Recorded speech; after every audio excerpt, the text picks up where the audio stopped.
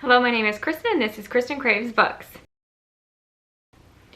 So I was looking through all the books that I've read this year on Storyograph, and I noticed that quite a few of them are 2021 releases. I've actually read 77 books so far this year, and I think 46 of them were published in 2021, which is more than half, and that is just wild to me. And it's kind of unusual, but I think a lot of this comes down to Libro.fm. They send advanced listener copies every month, and I always listen to 2 or 3 of those. It's such a great selection. I do get sent physical ARCs once in a while. Scribd often has really great new releases on there, so there's lots of factors that go into that.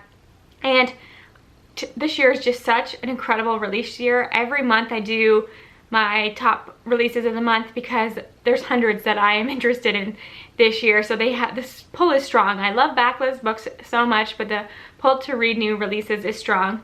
So of those 46 books, I managed to narrow down to my favorite 18. I really wanted to get this down to at least 15, but it was impossible. I couldn't cut out 3 of these books. There was no way. And I even looked at them and thought, okay, I'll try and arrange them in some kind of order, but I can't. I do have one standout favorite, but I couldn't arrange these from my favorite to my least favorite. These are all favorites. Love them all. So let's get into it. I own a few of them, a lot of them I listen to in audio, so I'll talk about those ones last. So let's start. The first one is Life's Too Short by Abby Jimenez. I feel like I've talked about this book a lot. It is the 3rd book in the Friend Zone series. I never read the Friend Zone because I heard mixed things about that one. Some people were not happy with the ending of that one, but I did read the Happy Ever After playlist last year thanks to Libro.fm, and I adored it. It's one of my favorite romance reads ever, and somehow Life's Too Short topped that one. So this could be my favorite romance. And what I really love about Abby Jimenez is that she's not afraid to put her characters through it. There is a lot of heartache in here, a lot of real world issues beyond the relationship that happened in this story. And we're following Vanessa, whose mother has died and her sister has died from a genetic condition that Vanessa herself does not know if she has. And she doesn't want to know, she just wants to live her life. She's a travel vlogger, but then her other sister, I believe it's her half-sister, leaves her baby on Vanessa's doorstep, and Vanessa is now raising her niece, and the baby is crying a lot, and that is how she meets her neighbor Adrian, who comes over to complain about the noise, but there's chemistry there. He's really great with the baby. He's super supportive and respectful. I find that was true for the 2nd book in this series as well, and I just loved it. I loved the ending. I loved how sweet this was, how real it felt. Highly recommend this one, and I don't think you need to read the other 2 books to appreciate this one. There are cameos from the other characters, but they're not really in here much at all, so highly recommend that. Then here's another book that I feel like I talk about all the time, and that's Honey Girl by Morgan Rogers. This is Morgan Rogers' debut. It's so beautifully written. This one is pitched wrongly. The marketing for this one makes me really upset because so many people have gone into this thinking that it is a romance, and while there is a sapphic love story in here that is really sweet, I loved the main character in here, and I loved the podcast element. There's some really beautiful romantic quotes throughout this. This is really Grace's coming of age story in her late 20s. I think a lot of people do go through that transition in their late 20s, early 30s. All throughout your life, you're changing and growing, and I loved that this book focused on that, on Grace finding what truly makes her happy, finding her own voice, pushing against parental expectations. Great conversations about therapy in here and mental health and just being true to yourself. It was really, really beautiful, and I highly recommend it. Next one is a really fun one. I talk about this book to my friends all the time because I just love it so much, and that is Pride and Premeditation by Tirzah Price. And this, if it wasn't obvious, is a Pride and Prejudice retelling, and this is the 1st book in a new cozy mystery series, the 2nd being Sense and Second Degree Murder, and the 3rd one's going to be Manslaughter Park. I will talk about those titles all the time because I think it's so clever, and the covers are stunning. And the 2nd cover was just released, so I'm going to put up a picture here just so you can see how beautiful they are.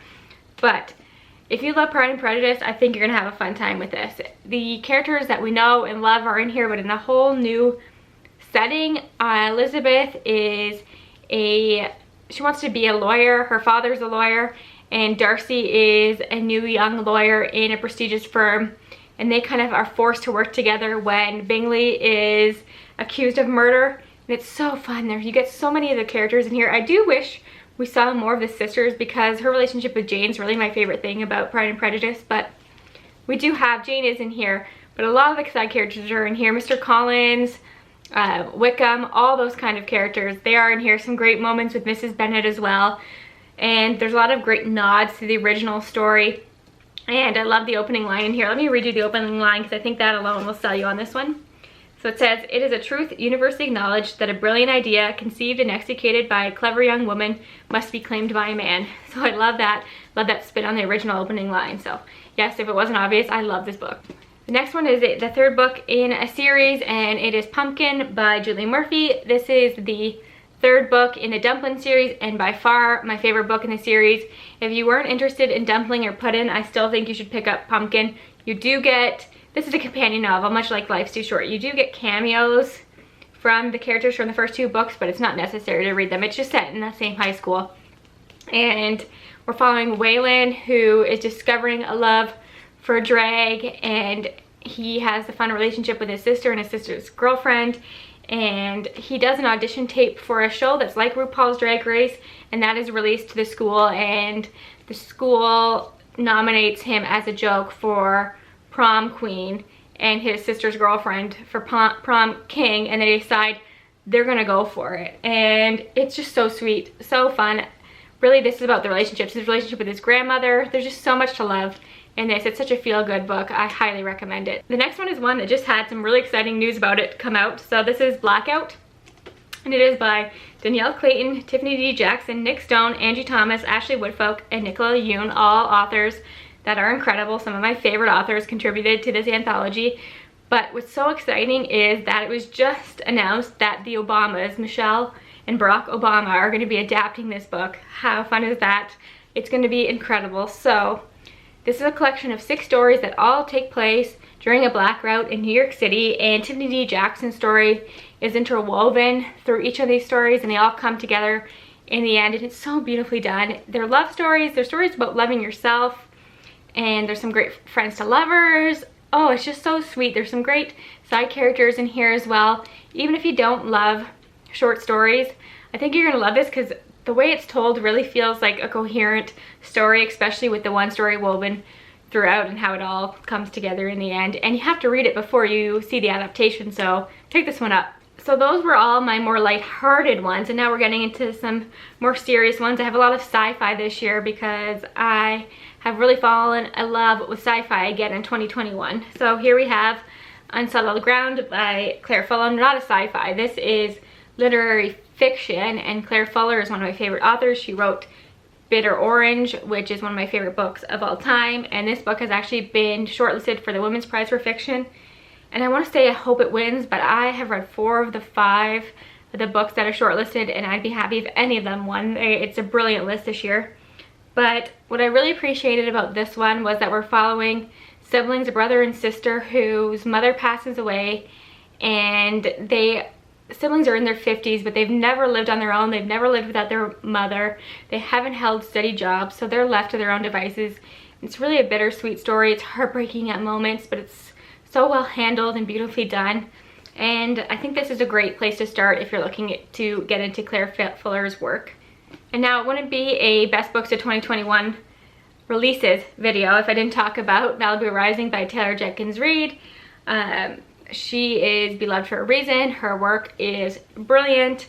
This might be my favorite of hers. I know so many people love Evelyn Hugo more, and I love that one too. But Nina in this book, I related to so much. I rooted her on.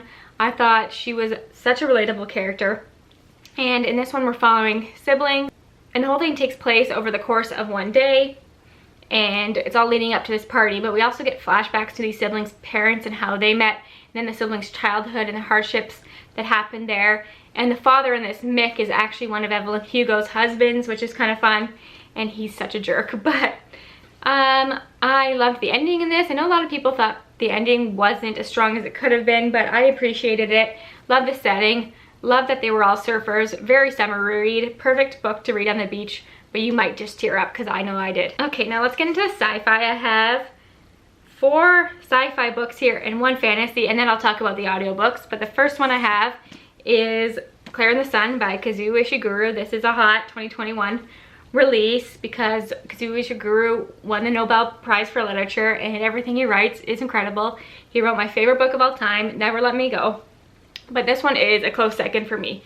It follows Clara, who is an artificial friend, which is an artificial intelligence, but they're purchased for children.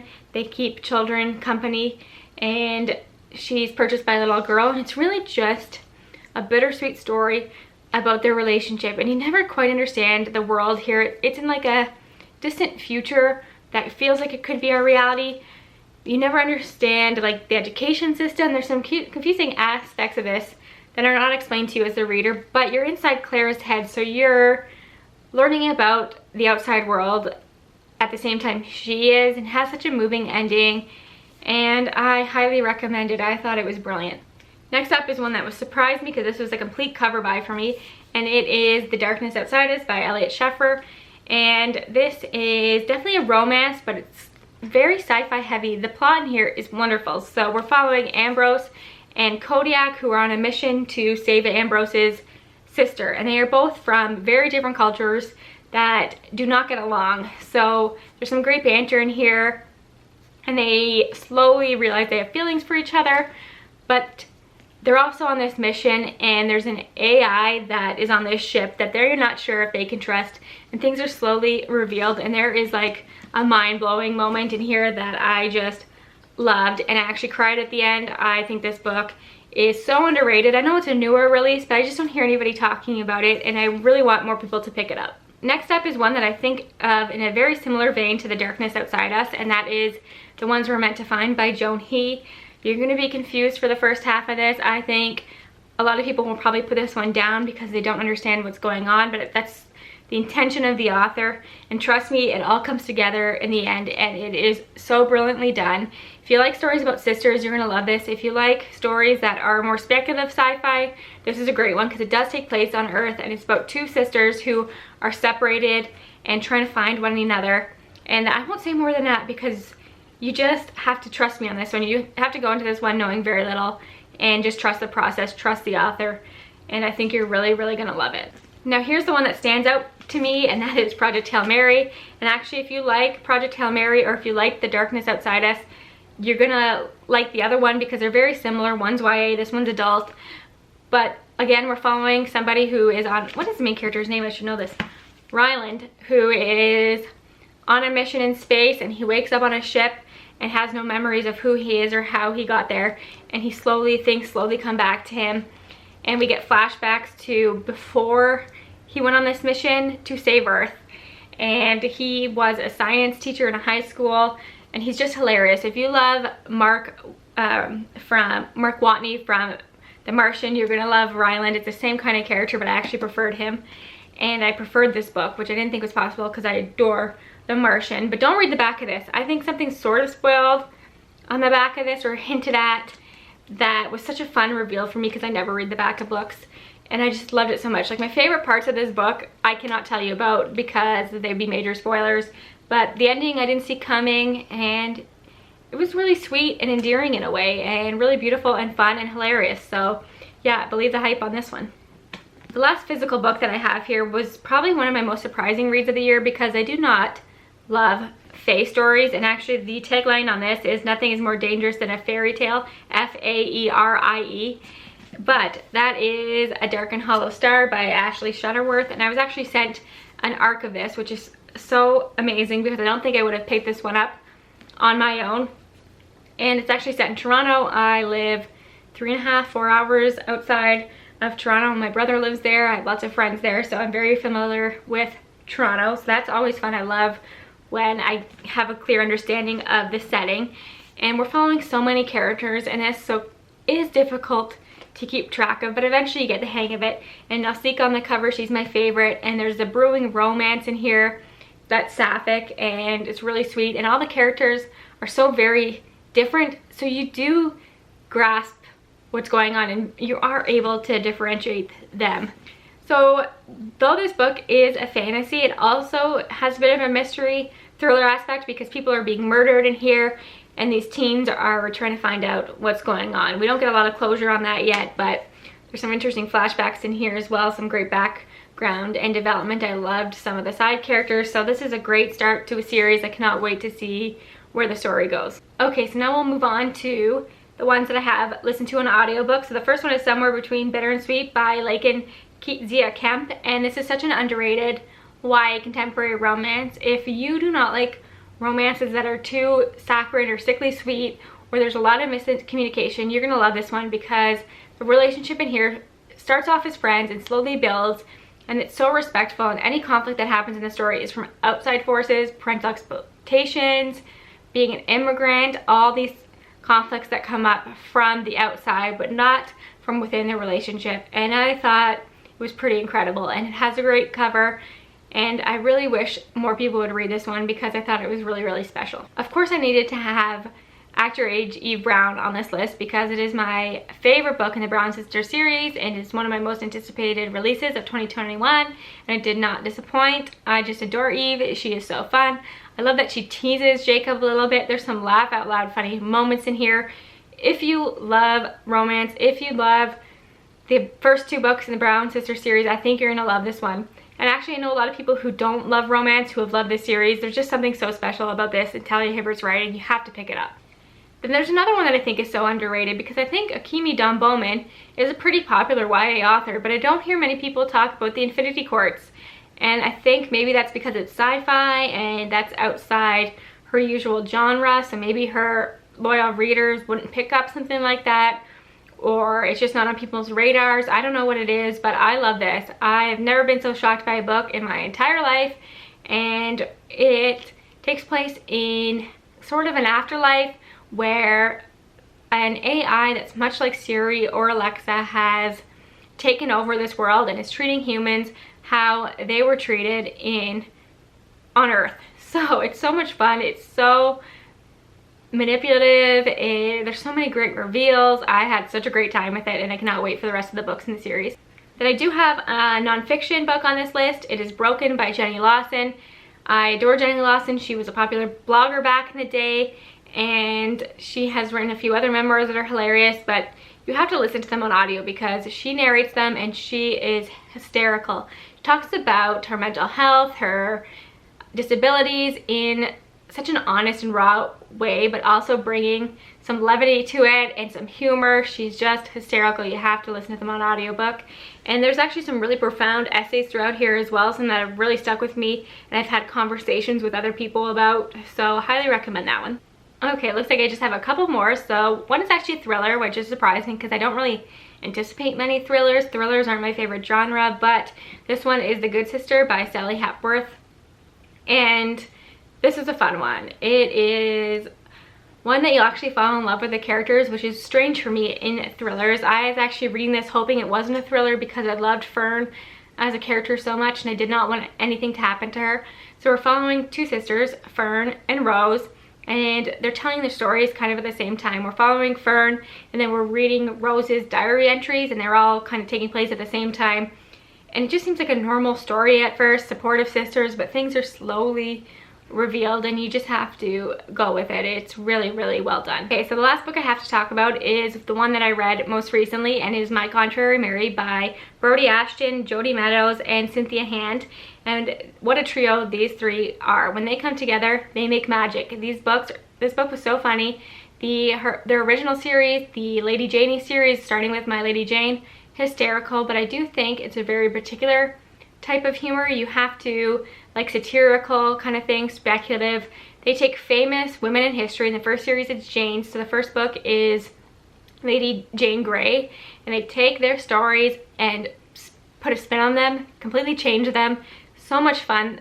My Contrary Mary follows Mary, Queen of Scots, and if you were a fan of the show Reign, you're gonna love this because there's so many nods to that show. There's so many pop culture references in general, things like Mean Girls, Titanic. It is just so fun, and there's something about Lady Catherine Medici that I love. She's so sinister, and I really love Mary's relationship with Francis, and I love the whole spin on Mary, Queen of Scots story, and it's set in the same world as the first book in the Lady Janie series. So if you loved My Lady Jane, you're gonna love My Contrary Mary. I think the second book is following Mary Shelley, which will be so interesting. So yeah, these are just fun. If you need a good laugh, something lighthearted, they are quite long, but they read quickly. Highly recommend all of the books from this trio. Whew. So that is it. Those are the 18 best 2021 releases I have read so far this year. There's so many more on my list. You'll see me talk about them in the future, but I did want to take that time to highlight some newer releases, pick my favorites. There are others I could have put on this list that I'm probably missing and I'll kick myself for later. But that is it for now. So let me know your thoughts on any of these. What has been the best 2021 release you've read so far? Thanks again for your time. I'll talk to you again soon. Bye for now.